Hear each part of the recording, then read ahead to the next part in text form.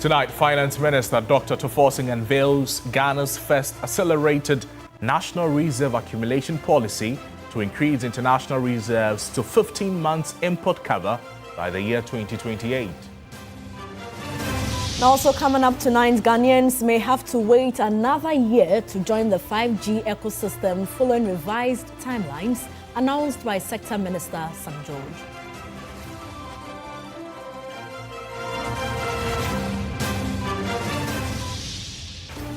Partial rail freight services on the Western Railway line set to resume in June.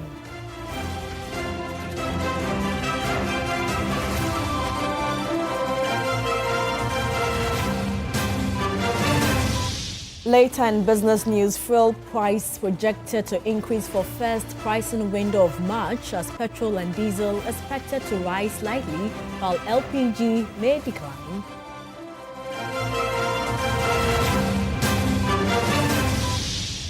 We'll bring you some international news as Zimbabwe rejects U.S. health deal that would have provided $367 million in funding over 5 years because of Washington's demand for sensitive data.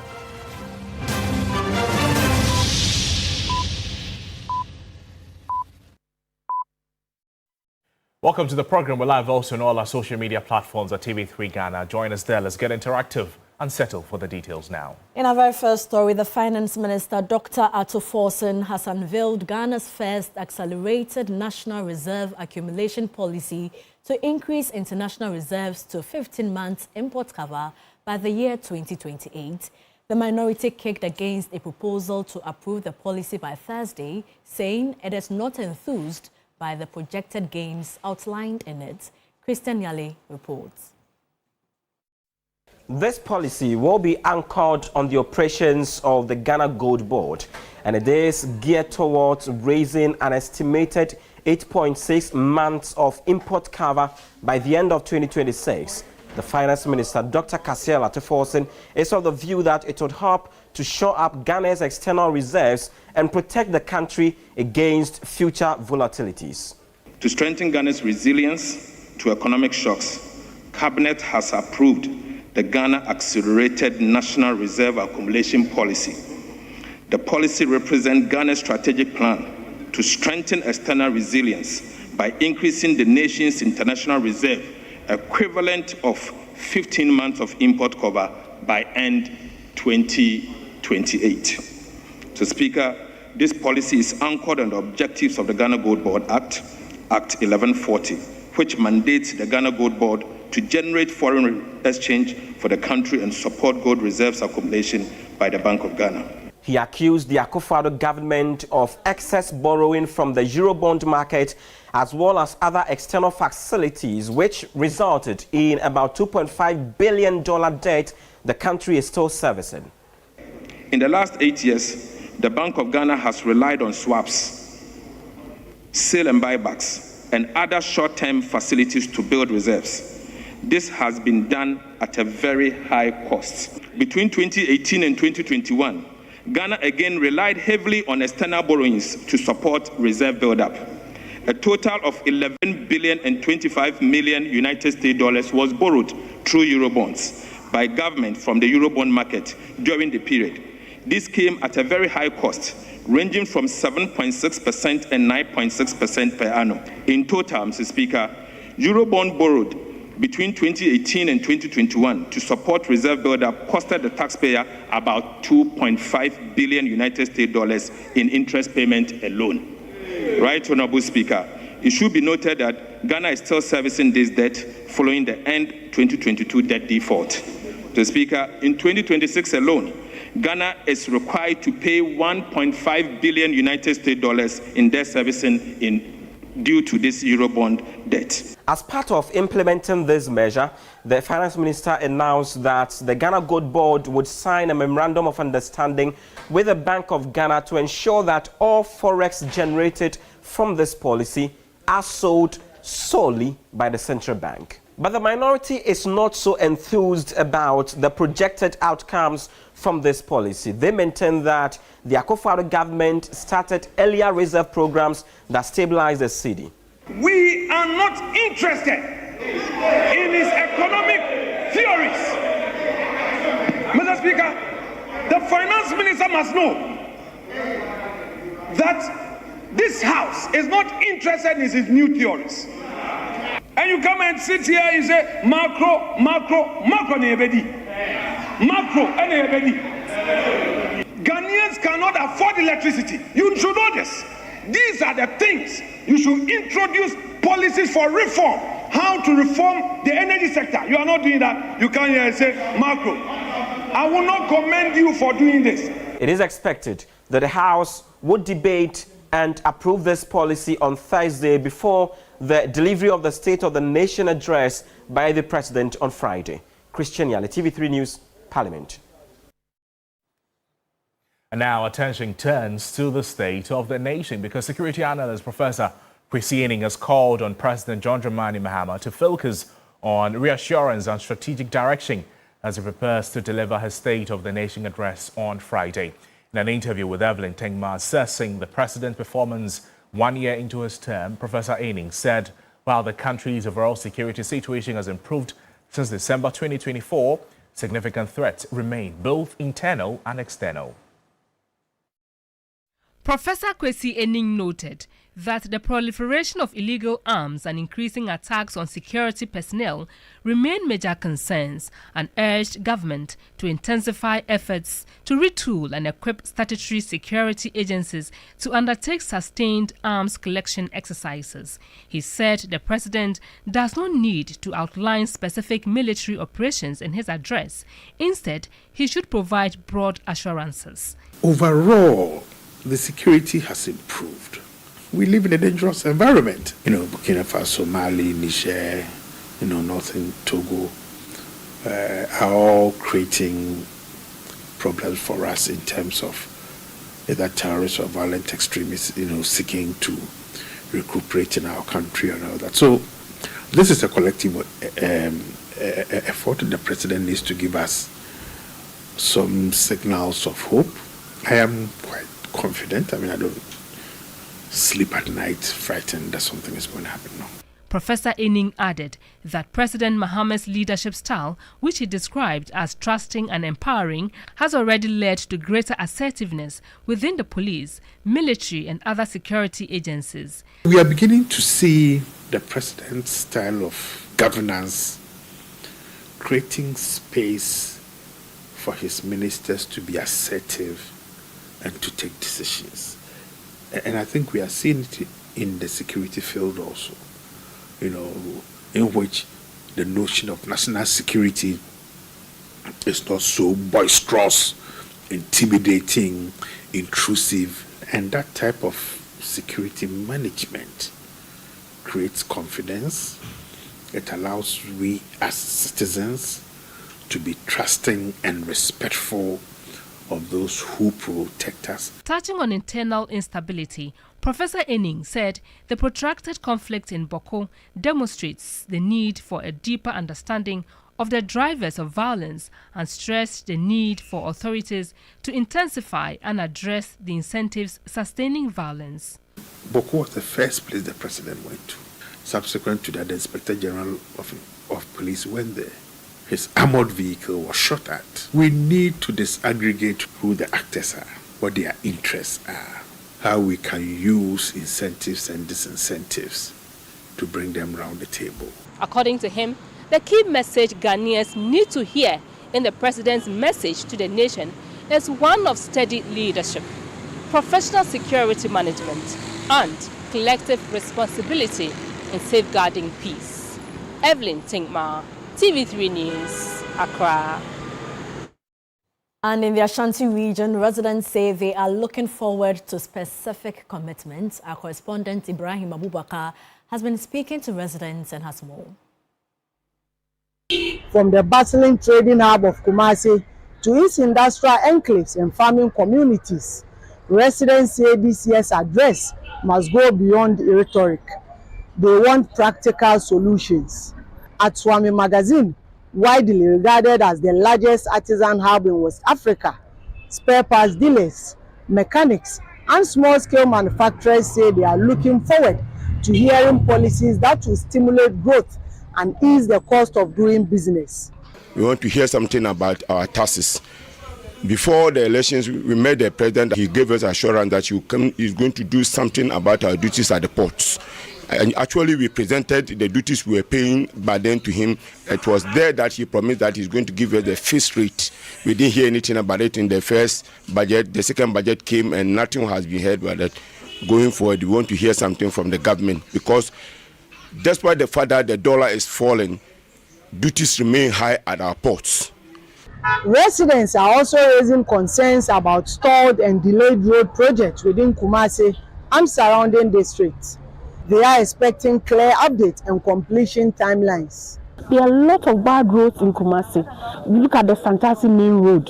I mean, go to the small, like everywhere in Kumasi, the roads are bad generally. It has been abandoned, and it's got a serious negative on our businesses. And in terms of our health, it's also, I mean, you see that this dust that we are inhaling, it's also have very negative effect on our health. Unemployment remains a pressing issue despite ongoing government interventions. Some residents say they expect clearer, more targeted strategies for job creation and entrepreneurship support.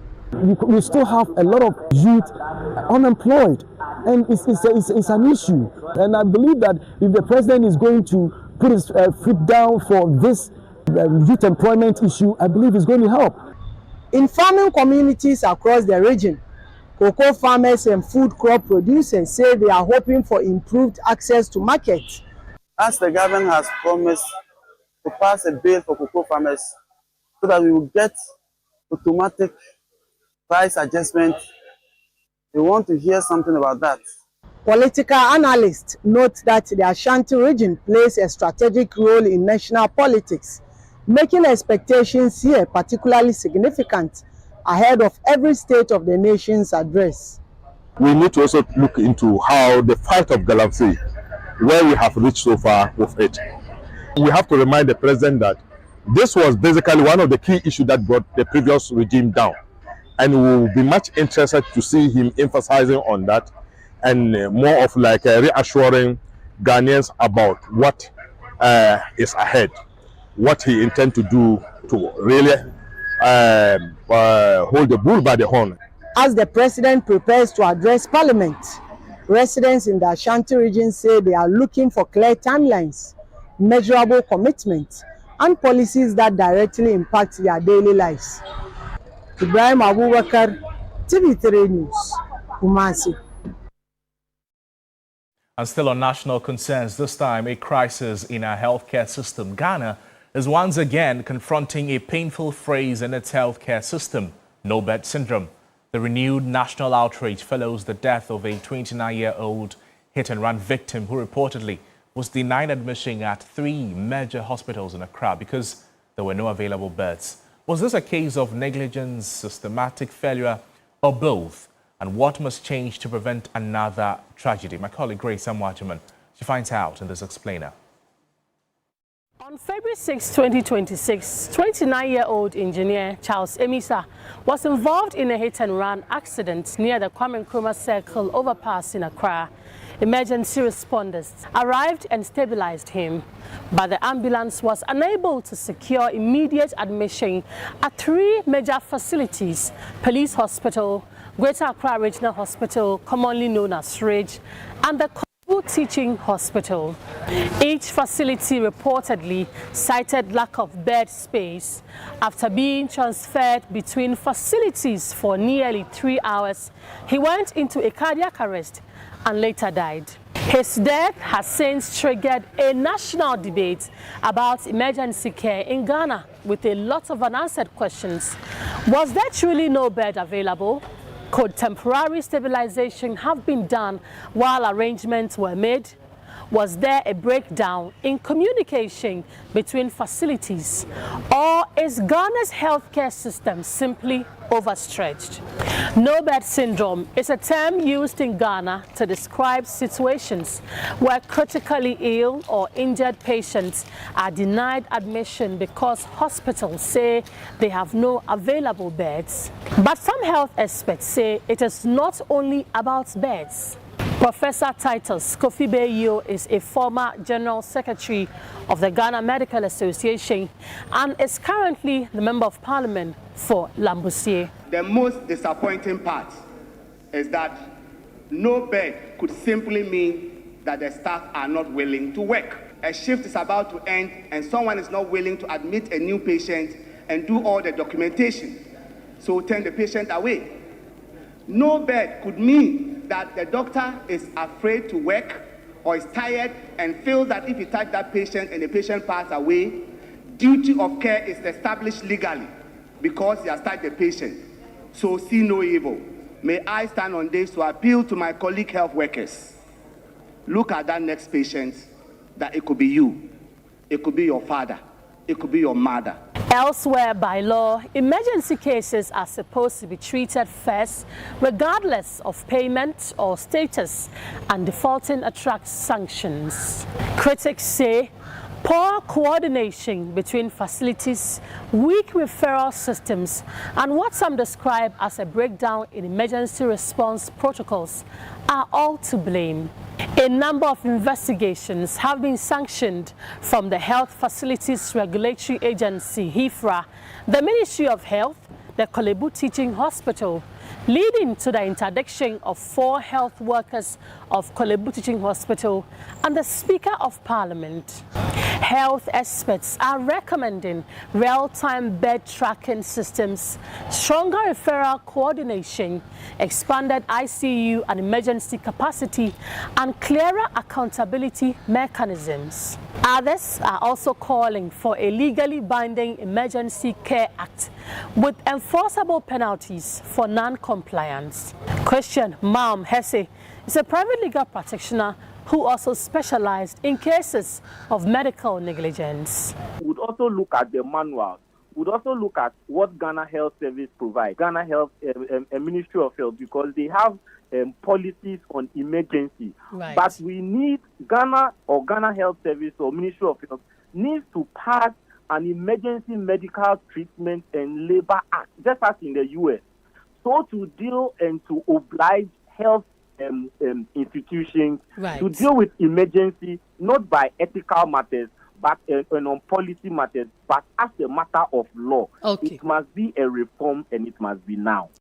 The phrase snowbird syndrome has become more than a medical terminology. It has become symbolic of public frustration with access to health care, and for many Ghanaians, the question is simple. In a life or death emergency, should the absence of a hospital bed ever determine who lives or who dies? Grace Hamuajiman, TV3 News, Accra. Let's now go to the Western region, and barring any challenges, partial rail freight services will resume on the Western Railway line from June this year. The Chief Executive Officer of the Railway Development Authority, Dr. Frederick Apo, made this disclosure during a working visit to the Western region to, among other things, assess the progress of work on the rail line. Irama Smith has more. In the past, rail transport was the lifeline of the Western region as it enabled the easy movement of both goods and services, sparing the roads of heavy cargo. Unfortunately, the deterioration of the rail service has been a major setback to the economy as roads built deteriorate within short periods. It therefore comes as a relief that partial rail freight will resume in June as Amandi Construction extends the 32-kilometer rail line, which would have ended at Benso, to 40 kilometers at Esioso near Takwa. This will enable the movement of manganese and bauxite to the Takoradi Harbour. CEO of the Railways Development Authority, Dr. Frederick Apo, on a 2-day working visit to the Western region to assess progress of work, among other things, was assured by the Railway Molds System RMS manufacturing the sleepers that they were on course to produce 5,000 pieces by April. Now, sleepers that used to be imported are being produced locally, so we are helping with the import substitution agenda, and we are also providing jobs for the community. Dr. Frederick Apo, who was happy with the state of affairs, reiterated that all is set for partial rail freight by June. And we have cross-subsidy, which means that you have a cargo which is working, and the cargo, of course, doesn't need subsidy from the government because it can make its own money, and you then use the revenue output from the cargo to subsidize the passenger service that we are operating. So that is what we are aiming for by June this year. Meanwhile, the Western Regional Minister Joseph Nelson has welcomed the transfer of load. Dr. Apo also paid a courtesy call on the paramount chief of Isikado traditional area, Nana Kobnanketa V, and met with the leadership of the School of Railways and Infrastructure Development UMAT at Isikado. Iroma Smith, TV3 News, Western Region. Let's do some other stories tonight. And Ghana's wait to become a player within the 5G eco-space may have to be extended for a year more. That is after revised timelines by the Sector Minister Sam George for the rollout to coincide with Ghana's 70th anniversary celebration. There's more in this report. The 5G spectrum was expected to have taken off in 2024 by the then Minister of Communication. However, despite the launch, its actual implementation has delayed.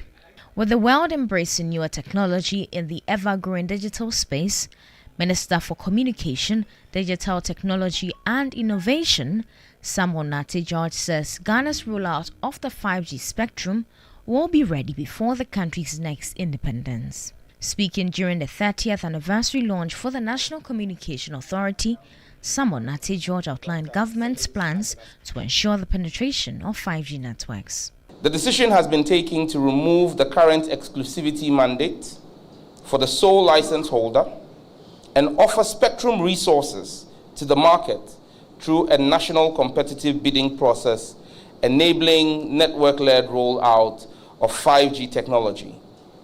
This decision does not cancel the wholesale model.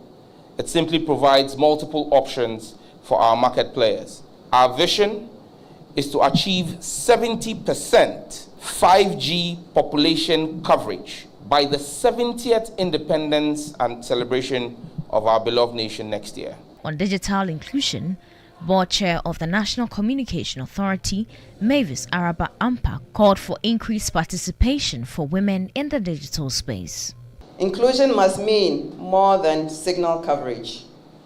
It must mean ubiquitous and reliable access, high quality of service, affordability, network resilience, and user experience that enables meaningful participation in the digital economy. But true digital inclusion is also about influence. It is about who sits at the decision-making table. And let me emphasize that it requires greater representation of women and other underrepresented groups in policy formulation, regulation, and corporate leadership. In more news tonight, the Minister of Energy and Green Transition, Dr. John Abdullahi Jinapor, says an impartial investigation will be conducted to determine the root cause of the rapidly depleting units on prepaid electricity meters. He added that if the meters are found to be faulty, replacement will begin immediately. Amid numerous complaints from users that their meters are rapidly depleting units, the Minister for Energy and Green Transition, Dr. John Abdullahi Jinapor, has directed the Electricity Company of Ghana and the Northern Electricity Distribution Company to look into the issue and submit a report within 7 days. We need to investigate it first. It's too early to jump into conclusion that the meters have been tampered with.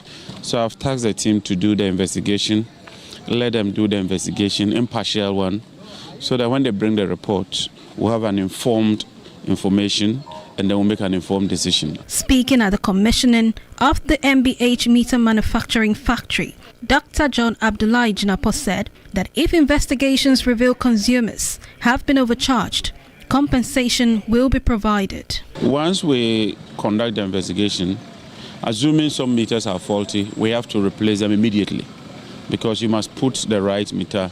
And if it turns out that people have overpaid, we have to find a way of compensating them. But like I said, it's just too early. Let us conduct the investigation. Fortunately, we have a very good working relationship with the PURC. So the PURC, the Energy Commission, the Ministry, and all the agencies under me are working together. We'll make sure that we get to the bottom of this matter and resolve it in a fair and impartial manner. Let's now talk politics first to the camp of the opposition, the NPP. And former Subin Member of Parliament Eugene Boakye has declared his intention to vie for the General Secretary position of the New Patriotic Party.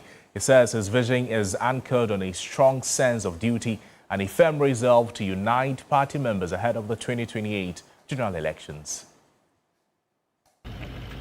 Accompanied by former Ewutu Senya West MP George Nenyi Anda, former Santi Akim North MP and Apia Kubi, and other party supporters, the former Subin lawmaker paid courtesy calls on founding members and key personalities of the party to officially notify them of his intention to contest the General Secretary position when nominations open. The delegation first visited former President John Ejekum Kufuor at his Peduasi residence. Discussions focused on campaign decorum, messaging, and strategies to strengthen party structures for electoral victory. Speaking to journalists, Eugene Boakye said his vision for the party will be anchored on 5 key pillars. My decision to seek the office of General Secretary is grounded in a clear sense of duty and a firm belief that the strength of our party depends on the strength of its structures, the unity of its members, and the confidence of its grassroots. If given the mandate, my focus will be on 5 key thematic areas. First is to strengthen and energize our grassroots. That's the base of the party. 2 is to modernize our internal operations to reflect the demands of today's political environment. And finally, position our party strongly for the future. I'm offering myself to serve with commitment, humility, and a clear understanding of the responsibility that comes with that office. The entourage later paid a courtesy call on former President Akufo-Addo, where similar engagement was held behind closed doors. Eugene Boakye says he will in the coming weeks tour the country to engage party members and rally support for his bid. Stanley Niblew, TV3 News, Accra. Ghana and Ukraine have agreed to stop the illegal recruitment of Ghanaian nationals who end up fighting for Russia in the ongoing Russia-Ukraine war. During a working visit to Ukraine by Ghana's Foreign Affairs Minister, it was revealed that over 200 Ghanaians are suspected to have joined the Russian fighting forces after they were lured by criminal networks who promised them high-paying jobs. Foreign Affairs Minister Samuel Okudzeto-Ablakwa expressed optimism about the release of 2 Ghanaians captured as prisoners of war by Ukraine. So I'm pleased with the discussion so far about the release of 2 prisoners of war. Let me use this opportunity to assure the Ukrainian people that the Africans who have found themselves here in this war are not sanctioned by African government. They are not sanctioned by the government of Ghana. I can speak for President Mahama and I can speak for the government of Ghana that these are victims of criminal networks who were lured by the dark web, and a lot of them have told us that they were offered jobs. They were told that they were coming here to do decent work. They have no security background, no military background. They have not been trained, and they were just lured and then deceived and put on the front lines. And I want to commend the Ukrainian government, particularly the president of Ukraine, President Volodymyr Zelensky, who has ensured that all of these captured prisoners of war, international law has been respected. We have received reports that they are in good health. They have not been tortured. They have not suffered any inhumane treatment since they were captured. And I really want to commend President Zelensky and my good brother Andrei for the respect of international law and not violating the rights of these prisoners of war. I must also emphasize that if we did not take this action, the potential is that there will be exchange. That is the real possibility. There will be exchange, and that means they will go back to the Russian side, and Russia may deploy them again on the battlefront. And they may not be lucky to be captured alive. They may be killed. You're watching News 360. We still have business, sports, Entertainment and more news coming to you after this break. Don't go away.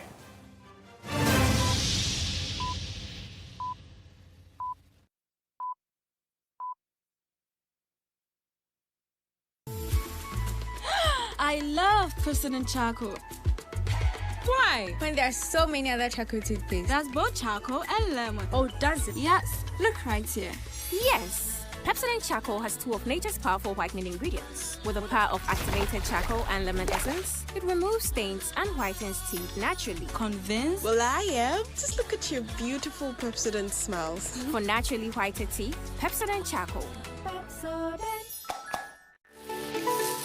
Why are more and more professionals choosing Flamingo paint? As an interior decorator, I aim for the beautiful, elegant look. Flamingo paint.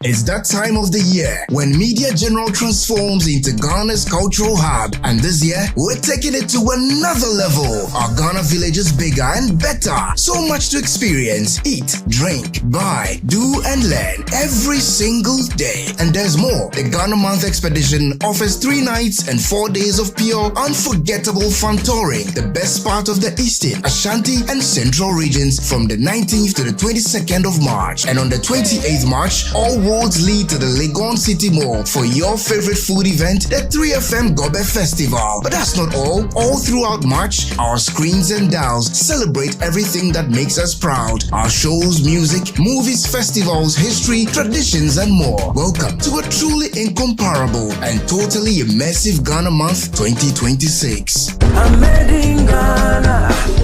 Ghana Month launches on all Media General platforms on Monday, 2nd March 2026 at 10 a.m.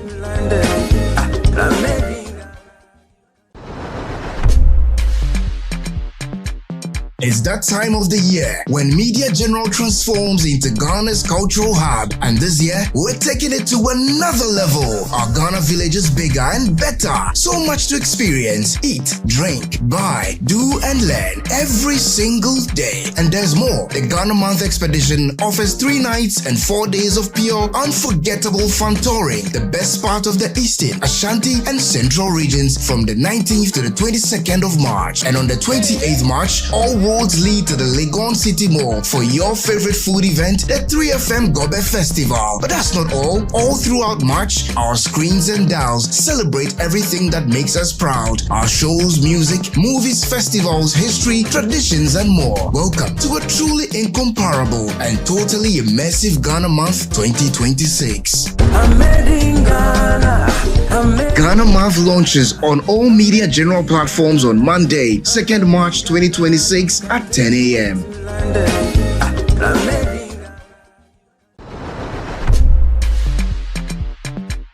It's that time of the year when Media General transforms into Ghana's cultural hub, and this year we're taking it to another level. Our Ghana village is bigger and better. So much to experience, eat, drink, buy, do and learn every single day. And there's more. The Ghana Month Expedition offers 3 nights and 4 days of pure, unforgettable fun touring. The best part of the Eastern, Ashanti and Central regions from the 19th to the 22nd of March. And on the 28th March, all roads lead to the Legon City Mall for your favorite food event, the 3FM Gobe Festival. But that's not all. All throughout March, our screens and dials celebrate everything that makes us proud. Our shows, music, movies, festivals, history, traditions, and more. Welcome to a truly incomparable and totally immersive Ghana Month 2026. Ghana Month launches on all Media General platforms on Monday, 2nd March 2026 at 10 a.m.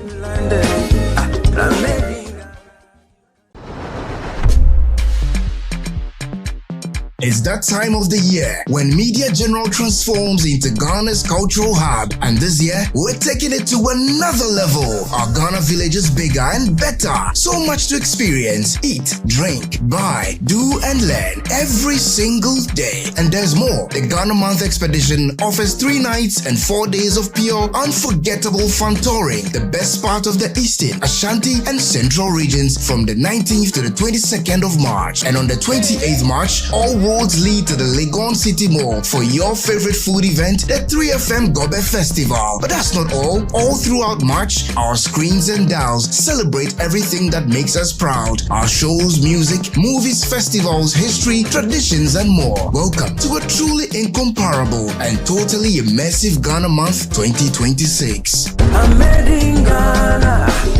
Ghana Month launches on all media general platforms on Monday, 2nd March 2026 at 10 a.m.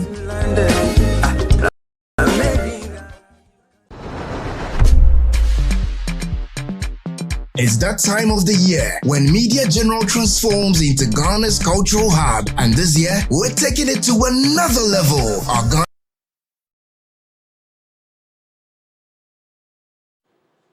Hello there, good evening, and welcome to the business segment here on News 360. I am Michael Obodu. Now, the Chamber of Petroleum Consumers Ghana, COPEC, is projecting marginal increases in petrol and diesel prices in the first pricing window of March 2026, while liquefied petroleum gas, LPG, is expected to record a slight drop. The Chamber, in its latest report, cites increasing international crude prices. The Chamber of Petroleum Consumers, COPEC, says petrol prices could increase by about 3.59%, while diesel is projected to rise by 1.52%. Liquefied petroleum gas, however, is expected to decline marginally by about 1.57% across fuel stations.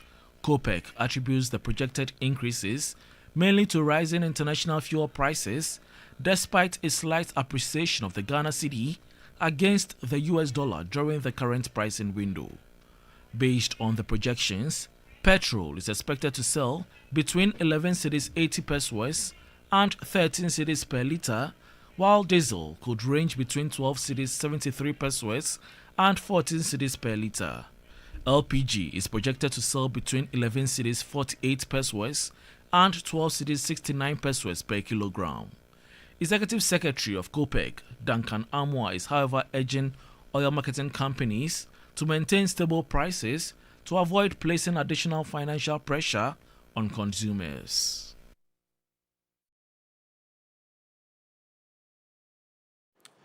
Now, the Chief Executive Officer of Dalex Finance, Joe Jackson, says government must ensure the various building blocks for the 24-hour economy policy are firmly in place before the policy is rolled out. Speaking at a business summit by the Wisconsin International University College, he opined that the importance of the policy is its effective implementation. CEO of Dalex Finance, Joe Jackson, indicated that the 24-hour economy is a bold attempt to change Ghana's development trajectory. He was of the view that government must accommodate constructive criticism and feedback that would help ensure the success of the policy. It's important for all of us to remember this, that it's not about where we are today. It's about where we want to be tomorrow. So if you ask me to explain the 24-hour economy to your grandfather in the village, I would say the 24-hour economy is a bold attempt to change Ghana so that his grandchildren will prosper. On his part, Head of Innovation, Partnerships and Markets, Dr. Ishmael Dodu, said every nation has to be built through private sector ingenuity, with government creating the enabling platform and ensuring persons given state funds as business support are held accountable. We cannot make it happen if we are not incentivizing the private sector today. So there are a number of incentives that we're going to. One, incentives around shifts. Anyone that will do shift system. Incentives around export orientation. Incentives around importing industrial machines for manufacturing. But one of the things we are also doing is that we are sure that we want the technology to also exist here in this country. President of the university, who doubles as chairman of the Public Services Commission, Dr. Lawrence Kenai, implored students to develop a good attitude to work beyond just their quest to acquire degrees. Our philosophy is grounded in practical, industry-oriented training that prepares students not merely to seek jobs, but to create value and respond intelligently to emerging economic realities. Now, fire outbreaks remain a serious concern across residential, commercial, and industrial spaces in Ghana. Safety data shows that between 60 and 80% of fire-related fatalities are caused not by flames, but by smoke and toxic gases. That reality is what Nexans Cable Metal Ghana says its new product, Low Smoke Anti-Counterfeit, is designed to address. According to Nexans Cable Metal Ghana, the new low-smoke cables are engineered to significantly reduce smoke emissions and limit the release of toxic and corrosive gases when exposed to high temperatures. We have innovated the cable. We've put some special ingredients in the compound to ensure that when there is fire outbreak, it retards the flow of the flame. That is the first thing. It doesn't support propagation of the flames. It also emits low smoke. But the smoke that comes out, you see it to be white and it's visible. This enables you to, evacuate in an office or in a building. Each cable comes embedded with authentication technology, allowing customers to instantly verify its authenticity by scanning it with the Nexans app. Alexander Kwakopom is the CEO of Nexans Cable Metal Ghana Limited. With the Nexans app, you scan the cable, not the label, not the wrapper. You scan the cable itself, and it will authenticate to you that indeed this is Nexans certified, qualified, low smoke anti-counterfeit cable. If it is not, you will know. Even after the cable has been laid in your building, you can still scan the cable itself to authenticate that indeed it is Nexans low smoke anti-counterfeit cable. The Executive Secretary of the Energy Commission, Ajwasewa Bonzi, highlighted that the new product launch aligns with strengthening the regulations governing electrical wiring cables and accessories in Ghana. The Ghana National Fire Service welcomed the innovation, citing the economic and human cost of fire outbreaks. We'll bring you updates now from the currency and the commodities market.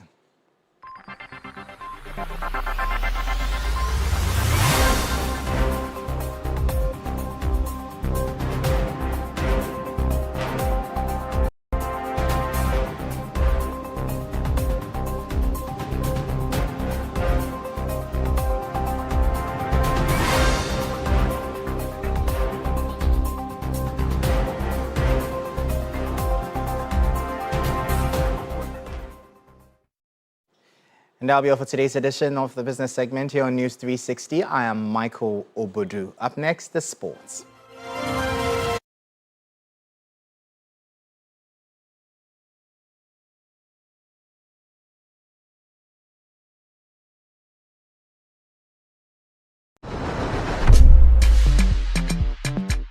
It's that time of the year when Media General transforms into Ghana's cultural hub. And this year, we're taking it to another level. Our Ghana village is bigger and better. So much to experience, eat, drink, buy, do and learn every single day. And there's more. The Ghana Month Expedition offers 3 nights and 4 days of pure, unforgettable fun touring. The best part of the Eastern, Ashanti and Central regions from the 19th to the 22nd of March. And on the 28th March, all roads lead to the Legon City Mall for your favorite food event, the 3FM Gobe Festival. But that's not all. All throughout March, our screens and dials celebrate everything that makes us proud. Our shows, music, movies, festivals, history, traditions, and more. Welcome to a truly incomparable and totally immersive Ghana Month 2026. Ghana Month launches on all Media General platforms on Monday, 2nd March 2026 at 10 a.m.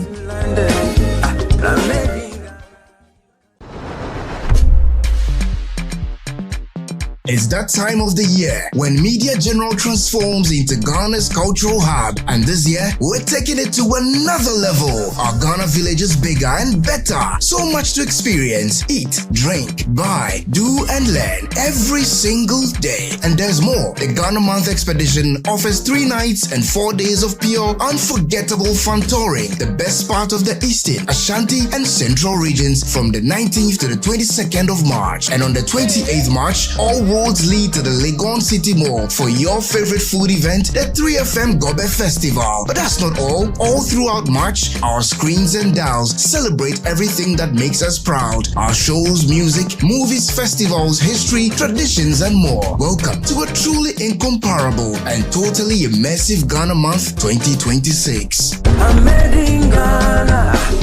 Ghana Month launches on all Media General platforms on Monday, 2nd March 2026 at 10 a.m.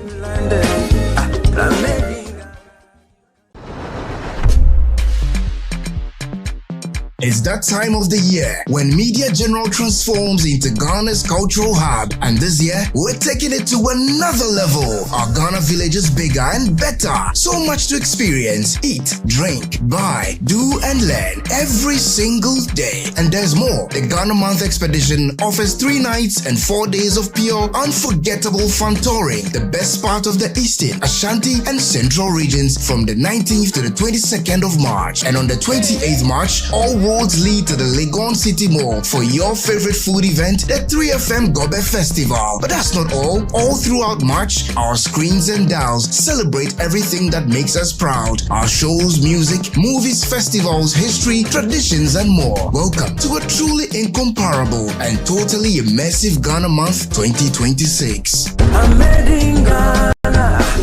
Ghana Month launches on all Media General platforms on Monday, 2nd March 2026 at 10 a.m.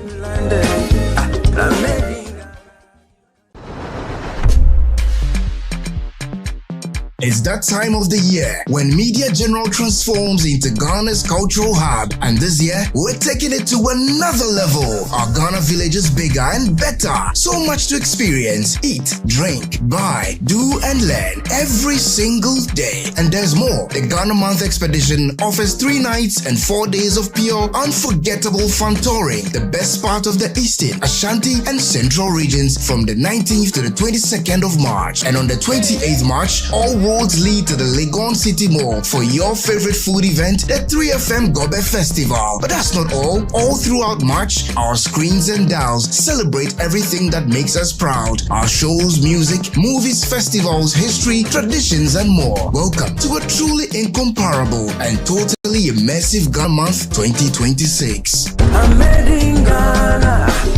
Ghana Month launches on all Media General platforms on Monday, 2nd March 2026 at 10 a.m.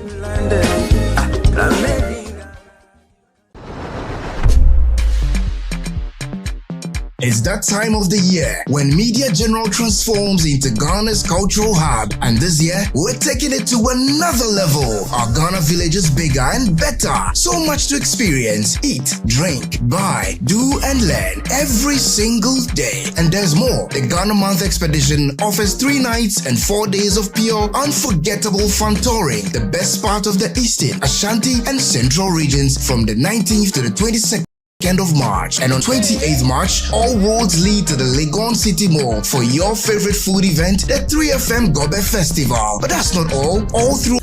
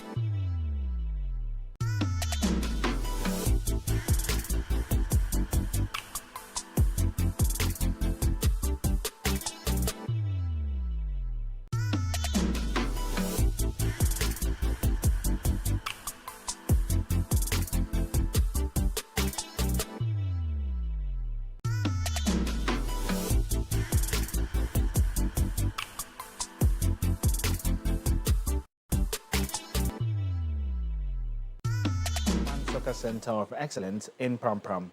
Black Stars performance enhancement coach John Paintsel and Uganda youth coach Lai Kinson are among 20 participants for the course. My colleague Akosu Eje has more in the following report. Nearly 20 years after it was last held in Ghana, the CAF License A course has returned, offering a valuable opportunity for 16 men and 4 women to earn the continent's second highest coaching qualification. The program aligns with the Confederation of African Football's updated coaching standards, which mandates that senior national team head coaches possess either a License A or CAF Pro certification. Instructor and Pro License coach Hesterin Deru highlighted the long-term impact of the training, emphasizing how the knowledge and expertise gained will benefit the coaches and the wider football landscape. Coach education is always very important because that is educating the next generation and improving players, improving teams. So good coach education will bring up good prepared players, but also will improve the level of the Premier League, First Division and all the divisions below it. Good coaches make better teams. FA Technical Director Professor Joseph Minta noted that the timing of the course is ideal, describing it as a crucial step towards strengthening the capacity of coaches. So this has come at the right time to build their capacity and to enable them to be able to occupy the highest position in terms of our coaching levels. So those international teams were the focus first, so that they can meet the requirement in order to meet the CAF demands and requirements. Participants also shared insights into the lessons and practical experience they've acquired so far. We are here to learn, acquire new different knowledge and also add it to what we have. In the next call-up for the national team, we are ready for the job. Yeah, they have seen that we are ready. But one thing that I've learned so far is football fitness with ball. So it helps the coaches to inculcate whatever your style of play into fitness. Overall, this initiative is expected to significantly boost football development in Ghana by equipping coaches with the skills needed to nurture future talents and manage clubs and national teams effectively. Well, let's now move to women's football, where Ghana's seniors women's national team, the Black Queens, have arrived in the United Arab Emirates to participate in the 2025 Pink Ladies Cup.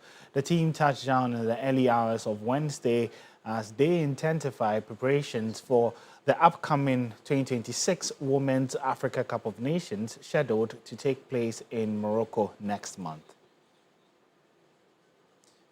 Or you can get some more updates on our social media pages at 3 Sports GH. My name is Oreku Ampofo.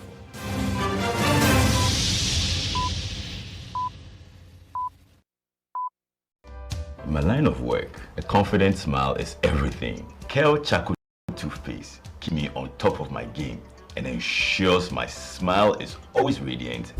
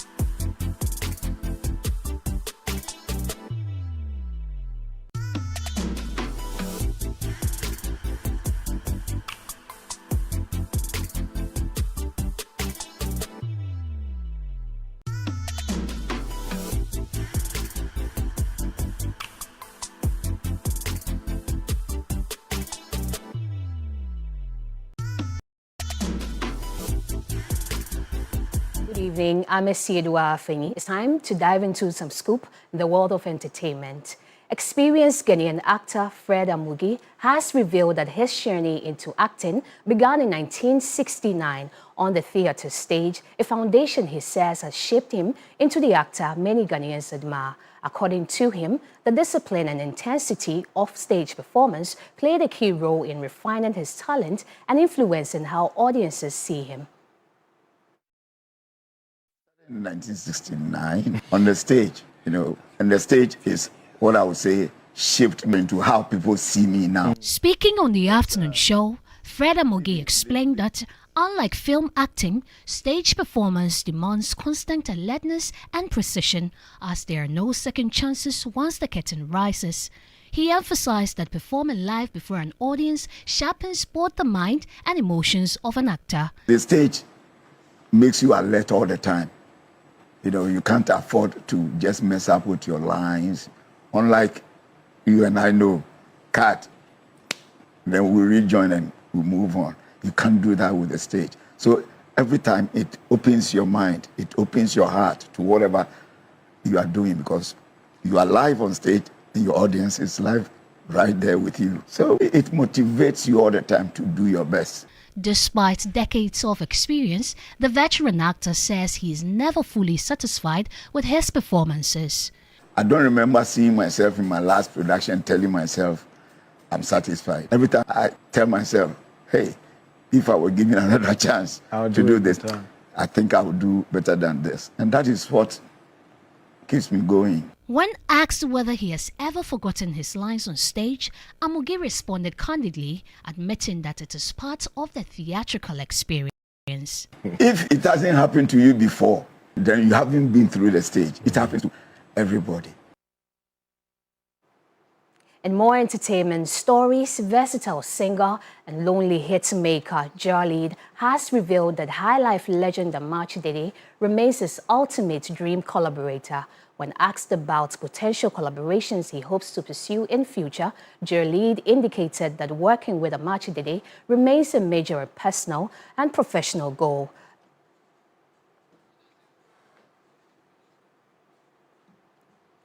That's it for entertainment. I'm Esiedua Afeni.